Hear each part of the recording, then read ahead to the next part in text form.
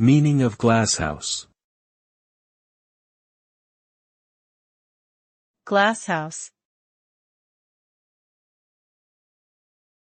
Glasshouse. Glasshouse.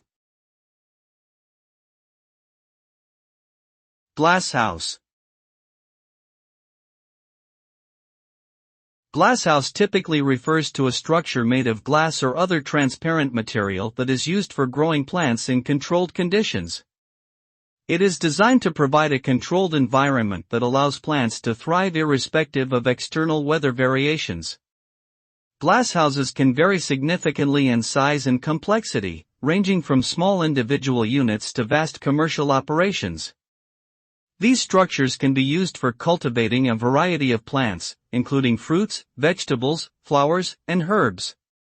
In short, a glasshouse creates a protected environment that can support plant growth and development by controlling factors such as temperature, humidity, and light.